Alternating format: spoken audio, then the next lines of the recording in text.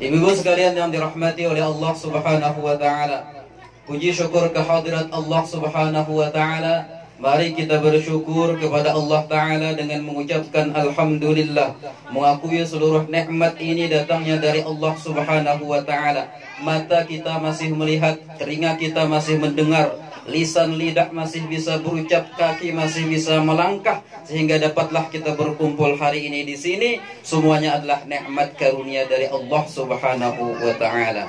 Termasuk nikmat yang paling besar adalah diutusnya, dilahirkannya Nabi besar Muhammad sallallahu alaihi wasallam, dan kita dijadikan umatnya Nabi Muhammad sallallahu alaihi wasallam. Itu adalah a'zamun ni'mah, nikmat yang paling besar dari Allah Subhanahu wa taala. Dan kita peringati maulidnya Nabi Muhammad sallallahu alaihi wasallam, mudah-mudahan termasuk bagian daripada syukur kita dijadikan umat Nabi Muhammad sallallahu alaihi wasallam. Amin Allahumma amin. Mudah-mudahan dengan peringatan ini, kita hadir di tempat ini berkumpul memuji Nabi sallallahu alaihi wasallam, kita kelak di akhirat mendapatkan syafaat Nabi Muhammad sallallahu alaihi wasallam. Amin. Dan tuan rumah yang mengumpulkan kita hari ini, memberikan tempat dan memberikan makanan, mungkin disangui duit bolehnya. Amin.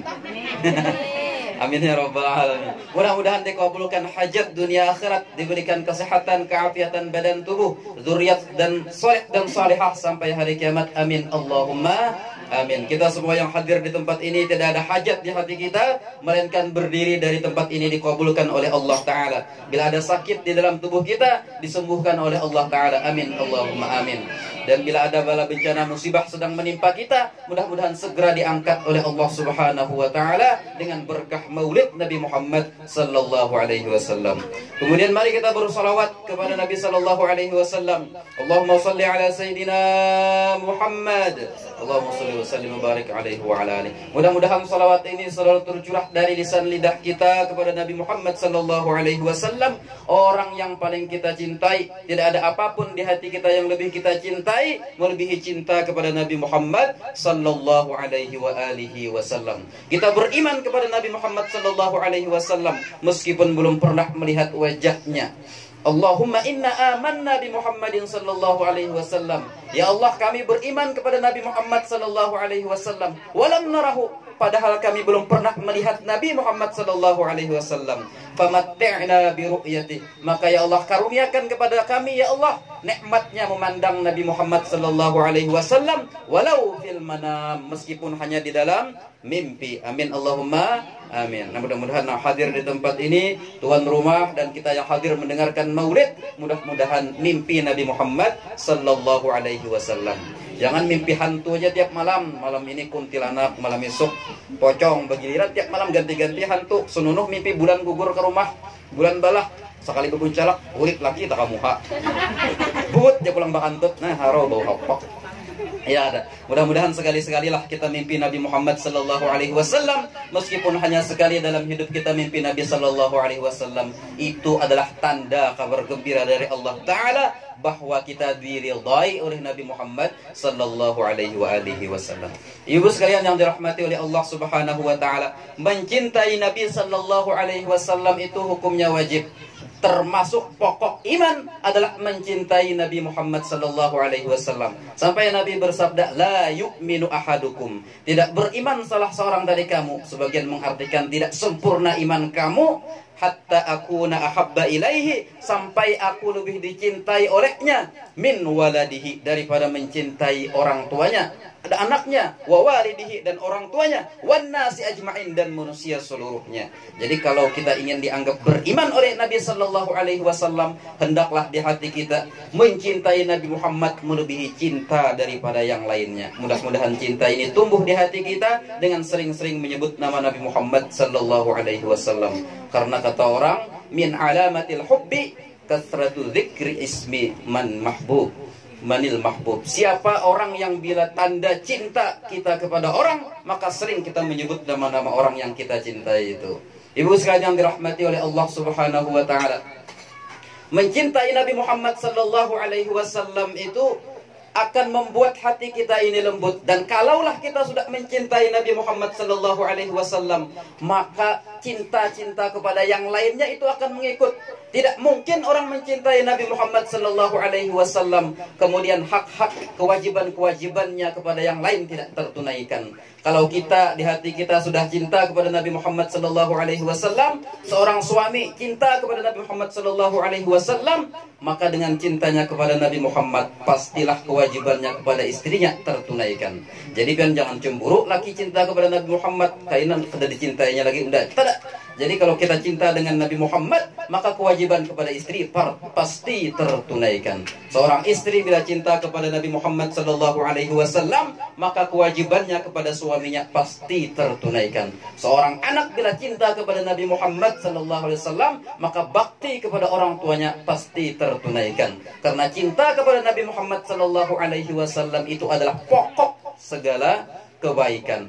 Hubbun Nabi sallallahu alaihi wasallam ra'su kulli ta'ah. Cinta Nabi Muhammad sallallahu alaihi wasallam pokok segala ketaatan. Seperti pohon, cinta kepada Nabi Muhammad itu adalah batang, dahan.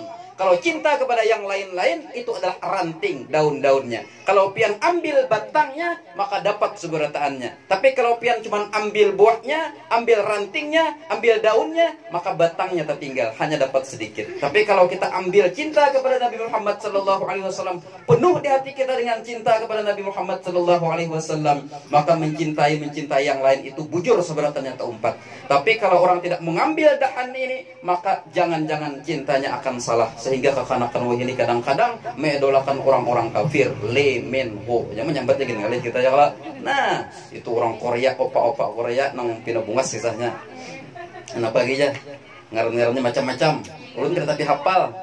Nah, ya Allah. Tapi kalau kita mencintai dahan ini, batang ini, maka seberataan itu cinta kita akan terarah, hati kita akan terkontrol, sehingga kita tidak mencintai yang dibenci oleh Rasulullah sallallahu alaihi wasallam. Kita tidak mencintai yang dibenci oleh Allah Subhanahu wa taala. Jadi kita wajib di hati kita cinta kepada Nabi Muhammad sallallahu alaihi wasallam, hukumnya wajib. Dalam Al-Qur'an disebutkan, "Qul in kana aba'ukum", sampaikan wahai Nabi Muhammad kepada umatmu, jika abah mereka, wa abna'ukum, anak mereka, wa ikhwanukum, saudara-saudara kandung atau saudara-saudara yang lain mereka, wa ashiratukum wa azwajukum, istri-istri atau suami mereka, wa masakina tardawnaha, rumah-rumah yang mereka nyaman diam di dalamnya, wa tijaratun takhshawna kasadaha, atau bisnis usaha mereka, apalagi yang sebutnya itu lebih dicintai daripada Allah dan Rasulnya dan jihad di jalan Allah,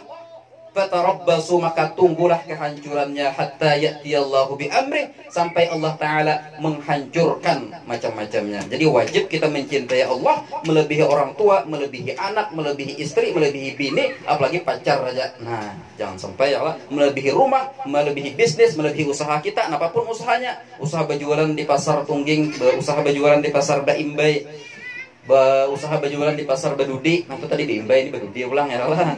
Usaha bertani, usaha berdagang, macam-macam usaha itu hendaklah tidak melebihi cinta kita kepada Nabi Muhammad sallallahu alaihi wasallam. Amin Allahumma amin. Mudah-mudahan cinta ini tumbuh di hati kita sehingga hati kita ini lembut dan dapat menerima kebenaran-kebenaran. Amin Allahumma amin. Bila hati kita cinta penuh dengan Nabi Muhammad sallallahu alaihi wasallam, maka meskipun hidup kita ini miskin, pasti akan dikayakan oleh Allah Subhanahu wa taala. Meskipun hidup kita ini terpencil, akan dimuliakan oleh Allah Subhanahu wa taala dan terkenal di langitnya Allah Subhanahu wa taala. Nama-nama kita akan disebut oleh para malaikat di sisi Allah Subhanahu wa taala. Ada seorang sahabat namanya Bilal bin Rabah radhiyallahu an.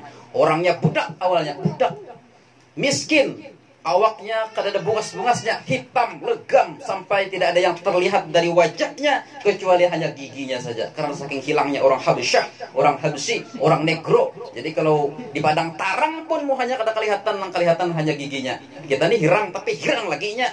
Saking latatnya ini Bilal bin Rabah, miskin, bahkan inya kada punya apa-apa, sampai dirinya ini jadi milik orang lain. Itu kan namanya budak, dirinya sendiri pun milik bosnya, milik tuannya. Budak daripada Umayyah bin Khalaf laknatullah alaih. Bilal bin Rabah ini ketika jadi budak tiap hari merindukan Nabi sallallahu alaihi wasallam, tapi tidak dapat berjumpa dengan Nabi karena dihalang-halangi oleh tuannya, dikurung oleh tuannya di dalam perumahan, di dalam rumah, di dalam bawah perumahan dikurung oleh tuannya Umayyah bin Khalaf ini. Sehingga yang digawinya tiap hari hanya membaca salawat kepada Nabi sallallahu alaihi wasallam. Allahumma shalli ala Muhammad, Allahumma shalli ala Muhammad, Allahumma shalli ala sayyidina. Tiap hari itu saja sampai Allah Subhanahu wa taala memberikan kabar gembira kepada Bilal bin Rabah bermimpi dengan Nabi Muhammad sallallahu alaihi wasallam. Berimanlah Bilal bin Rabah menurut riwayat di dalam mimpi kepada Nabi Muhammad sallallahu alaihi wasallam. Suatu kesempatan Bilal bin Rabah ini keluar dari kurungan, dari penjara, datang ke markas dakwah Nabi sallallahu alaihi wasallam di rumah Baitul Arqam, Darul Arqam, berislam di situ Bilal bin Rabah radhiyallahu anhu.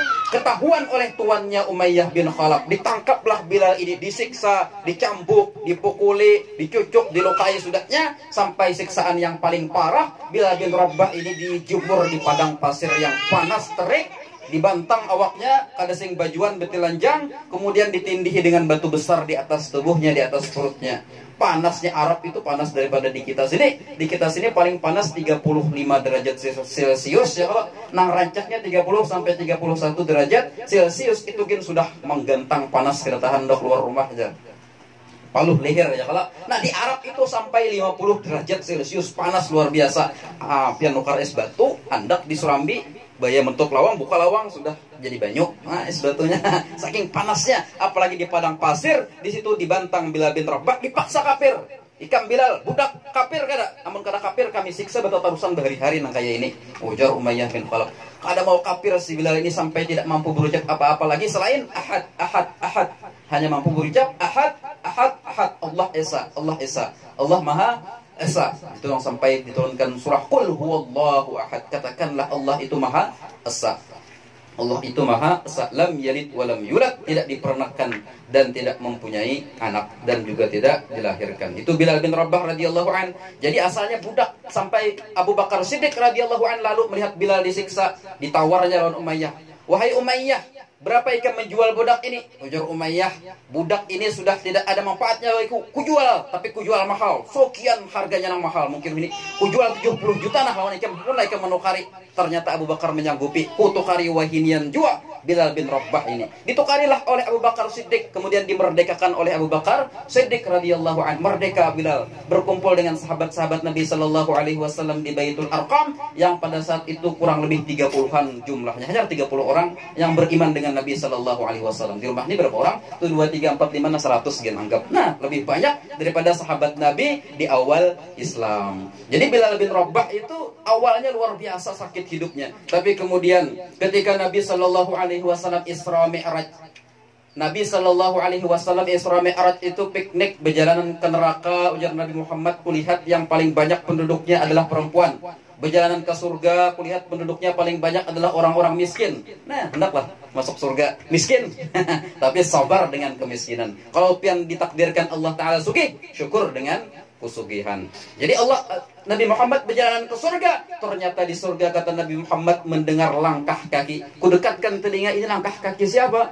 Kupinan duit. Ternyata itu kata Nabi Muhammad adalah langkah kaki Bilal bin Rabah radhiyallahu anhu. Bulik Nabi Muhammad ke dunia, sidin takuni Bilal. Wahai Bilal, aku Isra Mi'raj naik ke surga, ku dengar langkah kaki. Ternyata itu langkah kakimu di dalam surga. Orangnya masih hidup di dunia, langkah kakinya sudah kedengaran di dalam surga.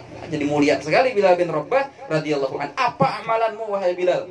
Bilal bingung. Wahai Rasulullah, ulun orang miskin, tidak punya amalan. Kalau amalan sedekah tiap hari tak bisa ulun karena ulun orang miskin. Amalan berzikir banyak kada kawa ulun amalan nang itu karena ulun gawian banyak. Jadi apa amalannya kata Nabi Muhammad sallallahu alaihi wasallam sampai langkah kaki Bilal ini terdengar di surga. Ujar Bilal, ulun ada satu kang nang istiqomah ma'amalakan, yaitu dawamul wudu, terus-terusan dalam keadaan berwudu. Nah, jadi pian kawak tuh amalan bagus. Bila batal baudu, bila batal baudu, apalagi di kita ini banyak banyu ya. Kalau di Arab tuh sulit banyu, ngalih cari banyu, larang harga banyu. Kalau di kita gratis banyu ya. Kalau di sungai, amun leding bayar juga apalagi galon. Jadi bila pian batal baudu itu dalam keadaan wudu, maka dalam keadaan wudu itu kita selalu dalam lindungan Allah Subhanahu wa taala dan kita dalam keadaan suci. Bedanya tajdidul wudu lawan dawamul wudu. Nah, kalau tajdidul wudu itu pian sudah batal, belum batal wudu itu namanya tajdidul wudu. Pian misalnya inilah wudu tadi kalau zuhur Mbah tuh asar belum batal lagi wudu pulang pian hendak sembahyang asar, itu namanya tajdidul wudu, memperbaharui wudu, hukumnya sunnah. Jadi wudu pian yang kedua tadi hukumnya sunnah. Kalau sudah batal wudu pulang, itu namanya hukumnya wudunya wajib bila hendak sembahyang ya. Kalau dawamul wudu ini batal sudah wudu, jadi tetarusan kita batal pulang wudu pulang, put takantut wudu pulang, put tabahira wudu pulang, pas pegawai bini wudu pulang. Jadi wudu terus ngalih benar sudah kawin balaki bini ya. Kalau dikit-dikit pegawai bini batal wudu pulang, 2 detik pegawai pulang wudu pulang. Aja nang larang bayar ledeng sebulan. Tapi itu amalan bagus, belum lagi mati orangnya sudah masuk surga, sampai langkah kakinya kedengaran di dalam surga. Oleh guru sekumpul ditambahi amalan itu supaya fadilahnya lebih besar, yaitu hidupnya tidak pernah merasa kesempitan, nyaman terus berusaha, imbah pian baudu, salat 2 rakaat, salat sunnatul wudu. Doanya Allahumma inni a'udzubika min dhaiqid dunya wa dhaiqil akhirah. Ya Allah, aku berlindung kepadamu dari kesempitan dunia dan kesempitan hidup di akhirat. Ibu sekalian yang dirahmati oleh Allah Subhanahu wa taala, itu bagus amalannya. Jadi bagus amalan imbah wudu, langsung sembahyang sunnah wudu 2 rakaat, kemudian baca doa itu tadi, mudah-mudahan hafal. Bila kada hafal bahasa Arab, bahasa Banjar. Ya Allah, ulun berlindung lawan pian daripada kesempitan hidup dunia dan kesempitan hidup di akhirat. Bilal bin Rabah sampai ketika perang Badar, dia membunuh tuannya tadi ngarannya Umayyah bin Khalaf. Pada saat perang Badar umat Islam 300 orang aja, sedangkan musuh orang kafir 1000 orang. Jadi 1 lawan 3, sehingga 1 lawan 4 musuh, tapi dimenangkan oleh Allah Ta'ala sampai orang kafir itu 70 terbunuh, termasuk diantaranya bos-bos orang kafir Quraisy di Mekah. Abu Jahal mati perang tuh, Abu Lahab mati, abu-abuan yang kafir-kafir tuh mati. Termasuk Abu Gosok mungkin menurut ini nang pinarancak mula-mula Abu Janda. Ya Allah, tahu kah Abu Janda? Di Facebook, di medsos bang. Termasuk Umayyah bin Khalaf, tuannya Bilal bin Rabah ini mati, dan yang membunuh adalah Bilal bin Rabah radhiyallahu anhu pada perang Badar. Sampai Bilal bin Rabah ini di masa Khalifah Umar bin Khattab menjadi gubernur di negeri Mesir. Jadi luar biasa karunia Allah Ta'ala kepada orang yang meskipun budak tapi cinta kepada Nabi Muhammad SAW, maka dimuliakan oleh Allah hidup di dunia dan hidup di akhirat. Ini saja yang mungkin dapat ulun sampaikan.